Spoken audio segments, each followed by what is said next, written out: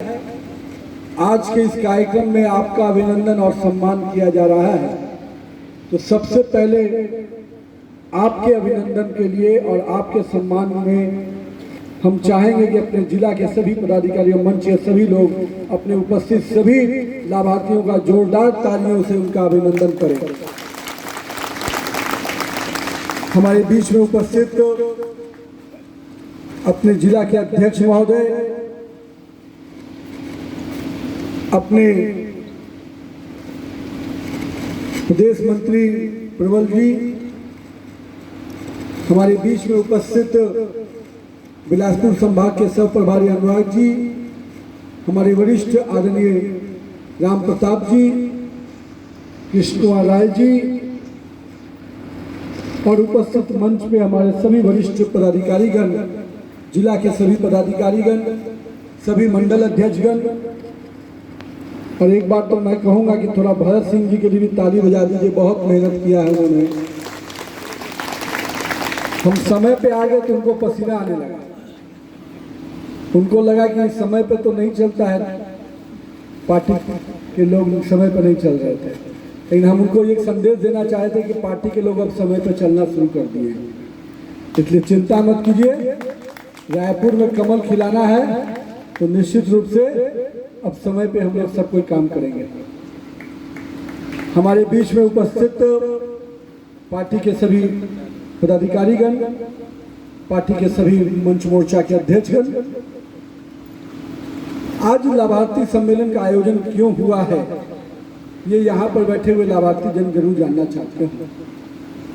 माननीय प्रधानमंत्री जी ने, माननीय राष्ट्रीय अध्यक्ष जी ने एक स्पष्ट संदेश पूरे देश में लेकर जाने के लिए हम लोगों को कहा है कि पिछले 9 वर्षों में अगर भारतीय जनता पार्टी की सरकार और नरेंद्र मोदी की सरकार ने देश की सेवा की है, देश की सेवा करने का जो मौका मिला है, वो मौका इसलिए मिल पाया है क्योंकि आप लोगों ने भारतीय जनता पार्टी पर भरोसा जताया, आप लोगों ने भारतीय जनता पार्टी को आशीर्वाद दिया। इसलिए नरेंद्र मोदी की सरकार ने पिछले 9 वर्षों में आपके लिए सेवा का काम कर पाए।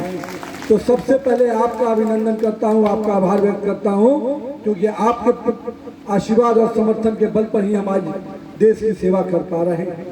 जिस संकल्प के साथ हमने सेवा का कार्यक्रम शुरू किया था, उस सेवा के कार्यक्रम को आज भी अनवरत तरीके से माननीय प्रधानमंत्री जी बढ़ा रहे हैं।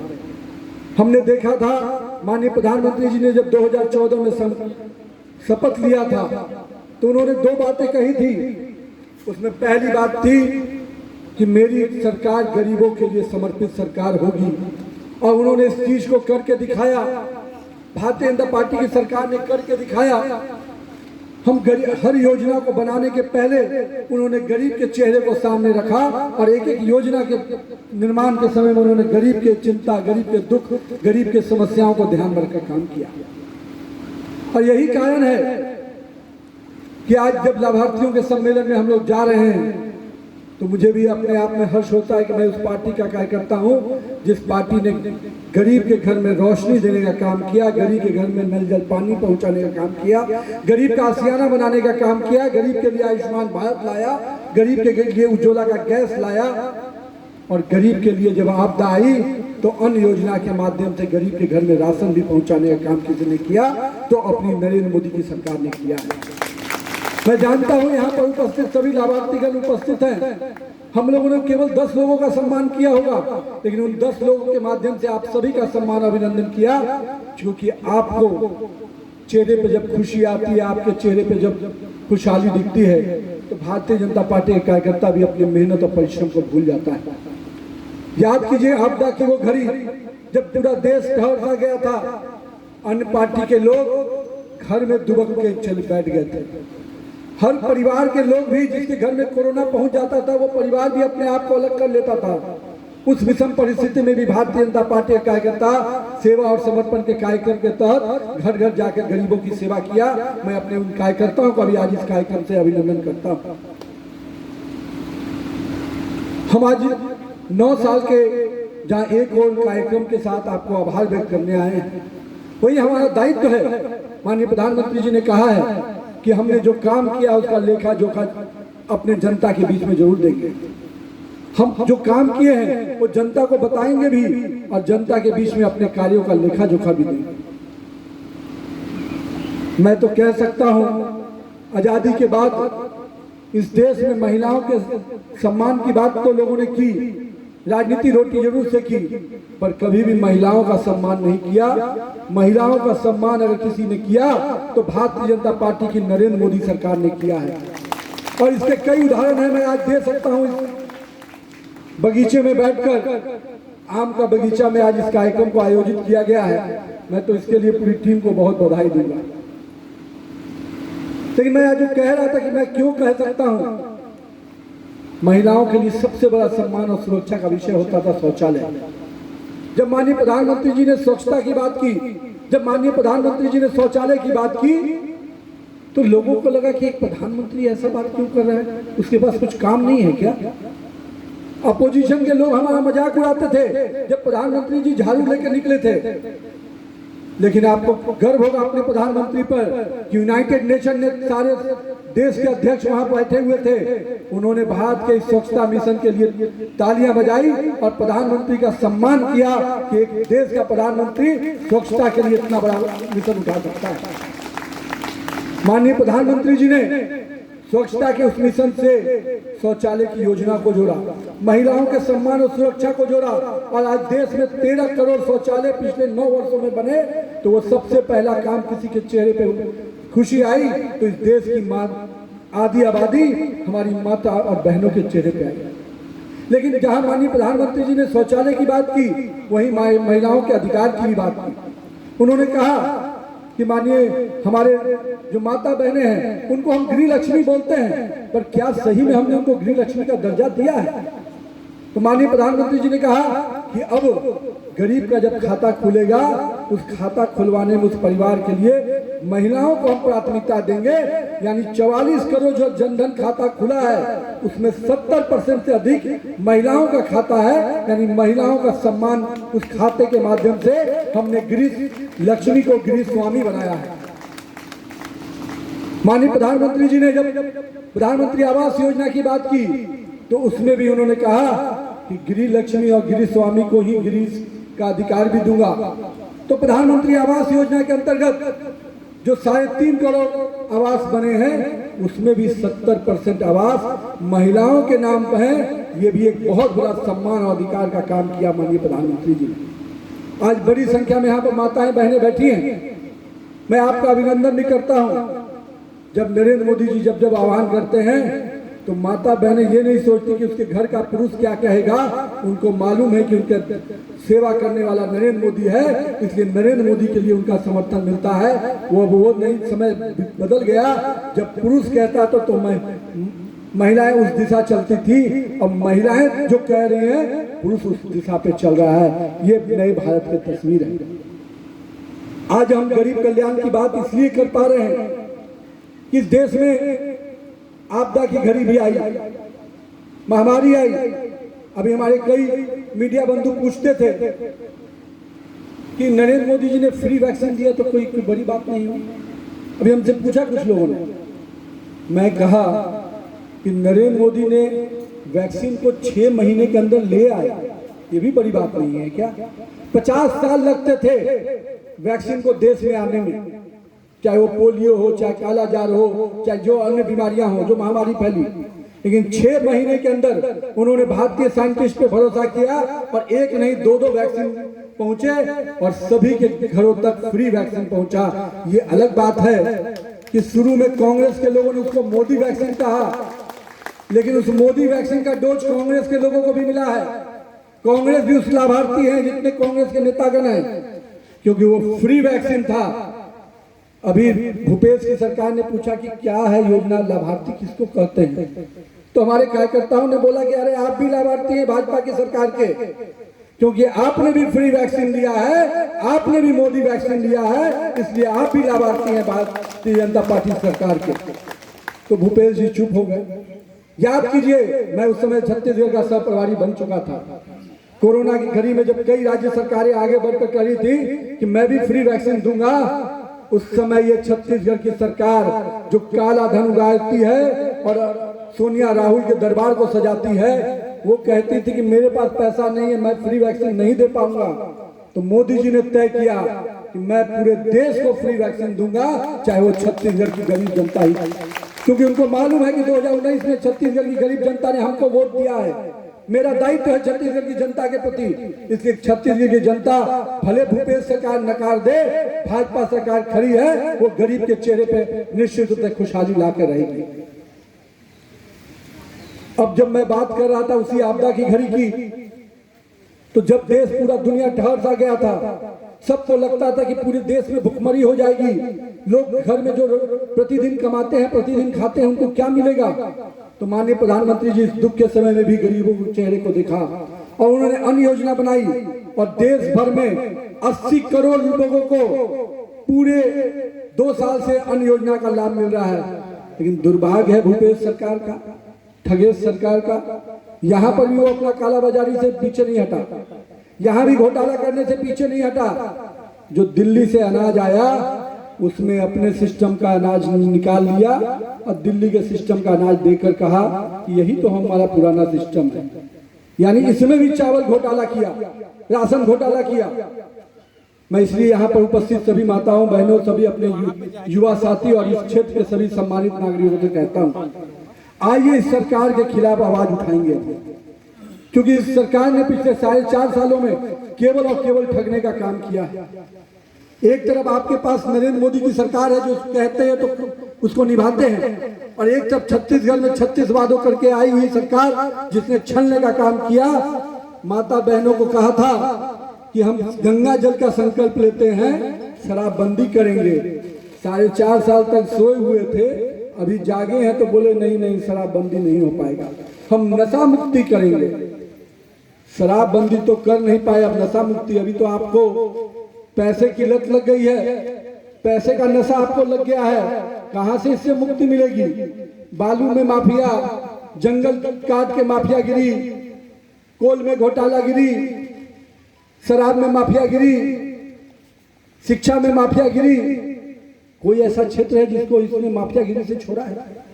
हम लोग कहते थे जब दिल्ली में कांग्रेस की सरकार थी कि जमीन से लेके आकाश से लेके पताल तक खाली घोटाला ही घोटाला है।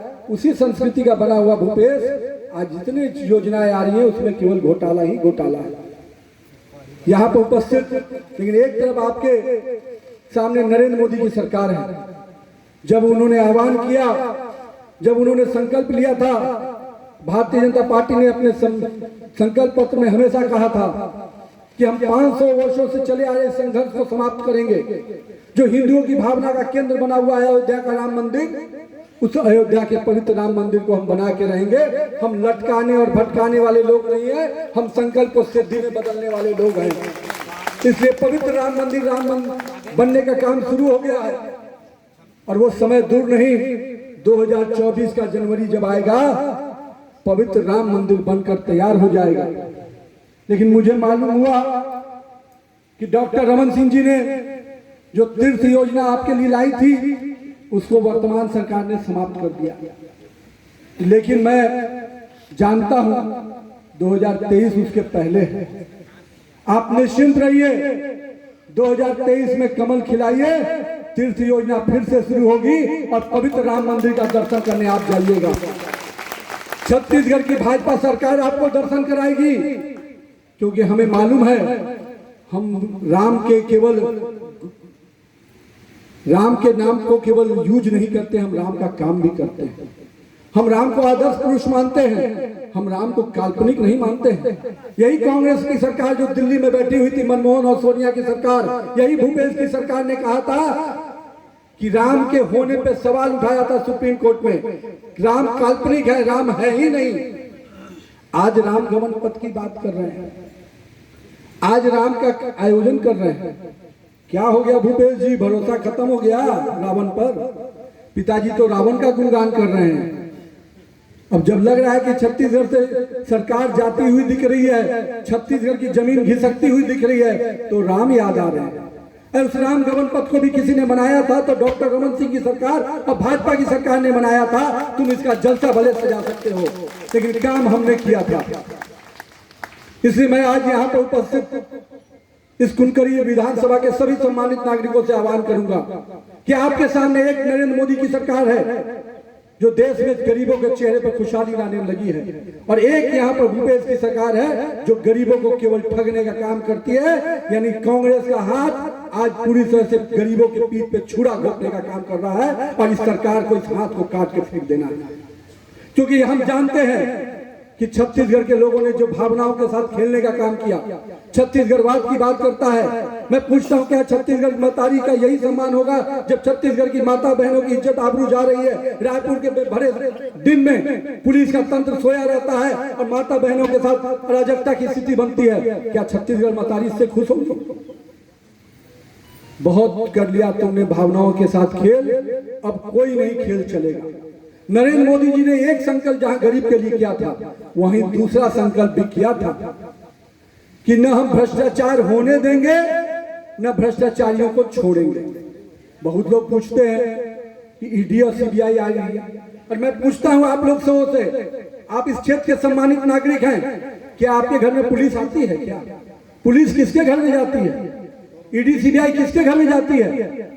अरे पुलिस उसी के घर में पहुंचती है जो काले कारनामे करते हैं, जो काले धंधे करते हैं, जो चोरी करते हैं और शोर मचाते हैं। पुलिस तो उनके घर जाएगी। और आपने गरीब जनता को ठगा है, गरीब जनता के पैसे की उगाही की है, आपने गरीब जनता के पैसे को सोनिया और राहुल गांधी के दरबार में सजाने का काम किया है। तो निश्चित रूप से नरेंद्र मोदी सरकार आपको छोड़ने वाली नहीं है। आपकी जगह जेल होगी, इसके लिए कोई नहीं बख्शा जाएगा। क्योंकि हम तो जानते हैं कि ये जो कांग्रेस के साथ कुछ और अन्य दल मिल रहे हैं, वो क्यों मिल रहे हैं भैया? तो आधे लोग हैं जेल में जा रहे हैं, कुछ बेल में बाहर हैं। राहुल गांधी बेल में बाहर हैं, सोनिया जी बेल में बाहर हैं, भूपेश भी बहुत जल्दी जेल में होंगे या बेल में होंगे। तो अभी पूरे देश में बेल वाले का और जेल वाले का मेल होना है, समझे? हमारे यहाँ लालू जी हैं, लालू जी चारा घोटाला किए, उसमें तो कांग्रेस की सरकार थी, हमने थोड़े जेल भेजा। लेकिन लालू जी के बारे में हम लोग चारा घोटाला बोलते थे, लेकिन भूपेश उससे एक डिग्री आगे बढ़ गया। अब बोलिए कैसे आगे बढ़ गया? गोठान योजना की बात किया। अब गोठान में भी घोटाला। हमारे लालू जी ने तो चारा खा के घोटाला किया था, इन्होंने तो गाय का आसियाना भी छीन लिया, गाय को चारा भी नहीं मिला, और साथ ही साथ उसका जो गोबर था उसमें भी मिट्टी डालकर किसानों को बेच दिया और किसानों से उसका पैसा वसूल लिया। इससे ज्यादा धोखा कौन करेगा? अरे जो गाय माता को छलने का काम करता हो, वो क्या इस देश की माताओं के साथ पुण्य कर सकता है क्या? जो छत्तीसगढ़ माता बहनों के साथ न्याय कर सकता है क्या? जो गाय के साथ पाप करेगा तो इस छत्तीसगढ़ और भारत माता के साथ क्या न्याय करेगा? तो मैं आपसे इसीलिए आग्रह करने आया हूं मित्रों कि चलिए कुनकुरी की आवाज पूरे जजपुर से लेकर पूरे रायपुर तक पहुंचे, और भारत माता की जय के साथ, छत्तीसगढ़ मातारी की जय के साथ आइए कमल खिलाते हैं 2023 में। और निश्चित रूप से जो संकल्प हम करेंगे, हमने संकल्प किया है कि गरीबों का जो आसियाना छीनने का काम इस सरकार ने किया, 8 लाख गरीबों को आवास दिया था जब हमारी सरकार यहाँ पर थी। लेकिन जब से भूपेश की सरकार बनी, उसने यहाँ के गरीबों का आसियाना छीना। 16 लाख परिवारों के गरीबों का जो आसियाना बन सकता था, उसको छीनने का काम किया। आप सोच रहे होंगे क्यों छीना? मैं आपको बताता हूँ क्यों छीना। क्योंकि उसमें भूपेश का नाम नहीं टंगा हुआ था। मैं देखता हूँ जितने गांव से आ रहा हूँ, हर जगह अपना होर्डिंग लगाया हुआ है। अब होर्डिंग का जब हकीकत देखिएगा, अभी मैं देख रहा था 4000 दे रहे हैं हम लोग लघु वनोपज में तेंदुपत्ता के लिए। अरे बोनस कहाँ गया उसका? 4000 की बात कर रहा है। हमारी सरकार थी तो साड़ी मिलता था, चप्पल मिलता था, बच्चों का स्कॉलरशिप मिलता था। मिलता है क्या?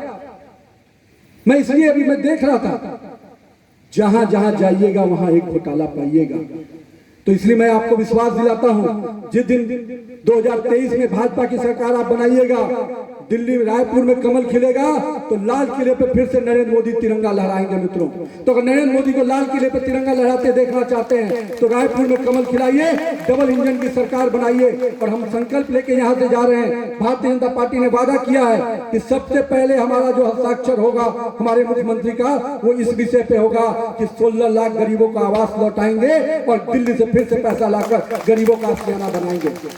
इसलिए हमारे माननीय प्रदेश अध्यक्ष जी ने कहा है कि मेरे मुख्यमंत्री जो भी बनेगा वो कैबिनेट के ओथ के साथ इस संकल्प को पूरा करेगा कि 16 लाख गरीबों का छत होना चाहिए। जो छत छीनने का काम किया है उसको मुख्यमंत्री आवास से हम बाहर करेंगे और निश्चित रूप से सरकार को बेदखल करेंगे।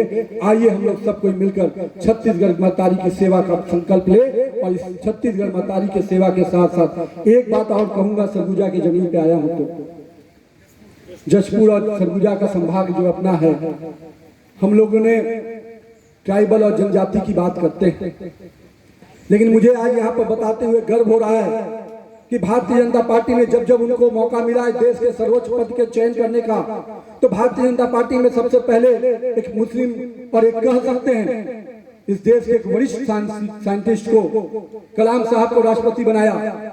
दूसरी बार जब हमको मौका मिला तो हमने इस देश के दलित परिवार के व्यक्ति को इस देश का राष्ट्रपति बनाया। और तीसरी बार जब हमको मौका मिला तो हमने एक जनजाति समाज की महिला को देश का राष्ट्रपति बनाया। हम किसी में भेदभाव नहीं करते हैं। हम अगर देश का सर्वोच्च पद भी देने की बात आती है तो हम समाज के उस तबके को देते हैं जो समाज विश्वास के साथ इस देश को आगे बढ़ा सके। और मुझे गर्व है कि छत्तीसगढ़ के समाज के लोगों का सम्मान बढ़ाने का काम नरेंद्र मोदी की सरकार ने किया। लेकिन यहाँ पर भी ठगेश ने कोई ठगने में दूर नहीं की। छत्तीसगढ़ के जितने विधायक हैं, छत्तीसगढ़ के जितने सांसद हैं, उन्होंने एक ट्राइबल महिलाओं के राष्ट्रपति बनने के लिए भी रोड़ा अटकाने का काम किया।